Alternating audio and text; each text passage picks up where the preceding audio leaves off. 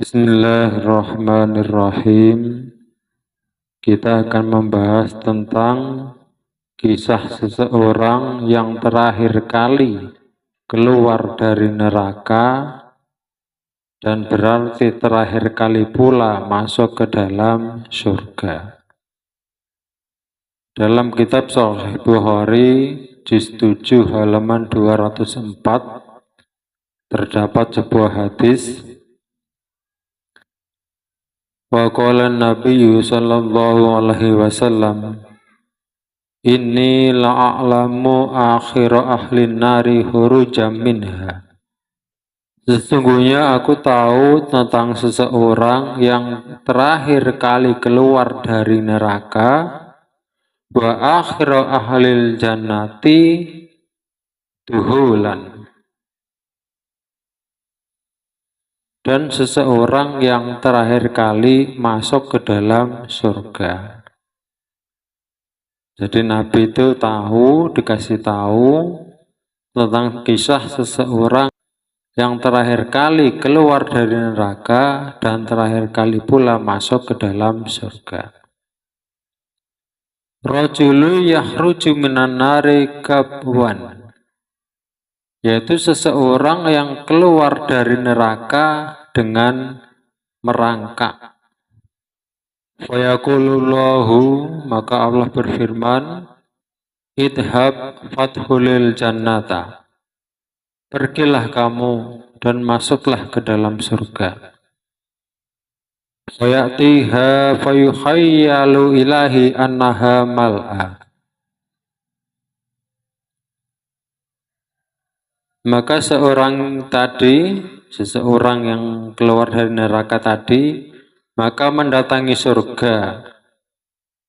Dan dia mengira dalam hatinya, membayangkan, karena dirinya itu terakhir kali masuk surga, maka dalam bayangan di pikirannya bahwa surga itu telah penuh.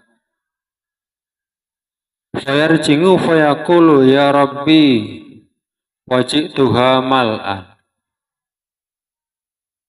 Maka seseorang tadi kembali menghadap kepada Allah dan berkata, wahai Tuhanku, aku telah sampai ke surga, tapi aku mendapati surga itu sepertinya sudah penuh, kata seseorang tadi.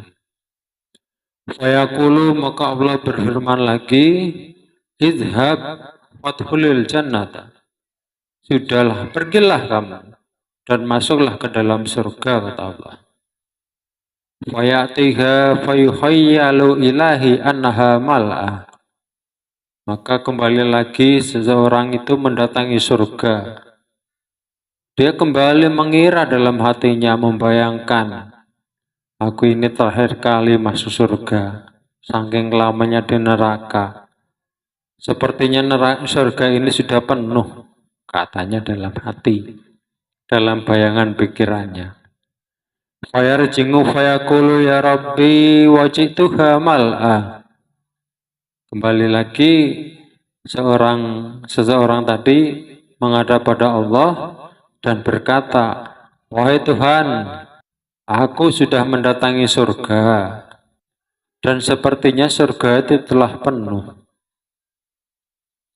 Nah, kembali yang kedua kali ini masih seperti itu.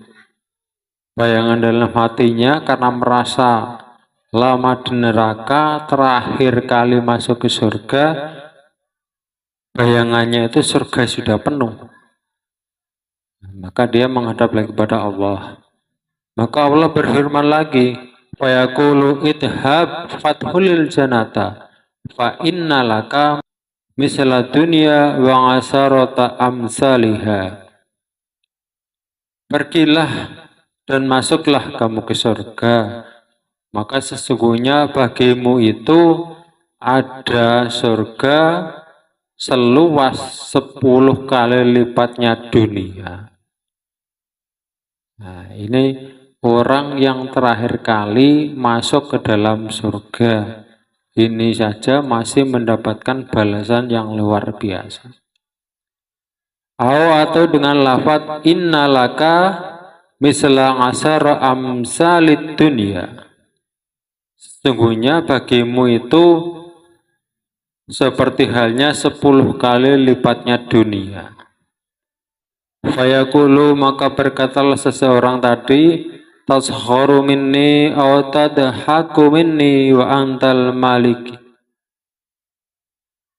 Engkau ingin merendahkan aku atau mentertawakan aku ya Rabbi, sementara engkau adalah raja atau pemilik surga.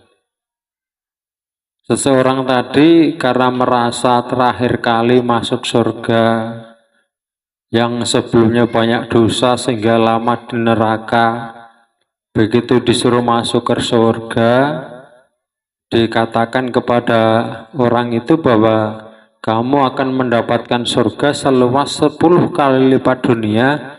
Maka yang ada dalam hatinya orang tadi itu enggak percaya, sehingga keluar ucapan, wahai Tuhanku, engkau ini mau memperolok-olok aku atau mau mentertawakan aku, sementara engkau adalah pemilik surga, engkau adalah raja.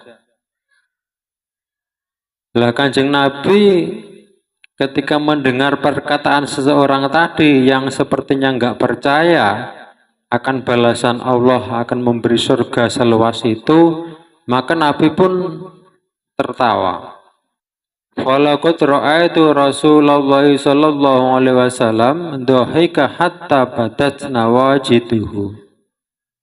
Maka kata si perawi hadis ini, ketika Nabi mengisahkan tentang seorang tadi yang enggak percaya mendapat balasan surga seluas itu, maka Nabi pun ketawa sampai terlihat gigi gahamnya. Wa kana yaqulu, dan adapun Nabi kemudian bersabda, zalika adna ahlil jannati manzilatan.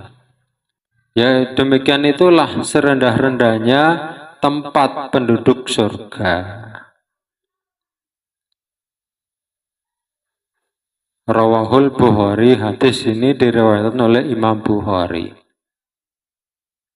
Jadi kita bisa mengambil pelajaran dari hadis ini bahwa orang yang terakhir kali keluar dari neraka, terakhir kali masuk ke dalam surga, itu saja masih mendapatkan balasan surga seluas itu.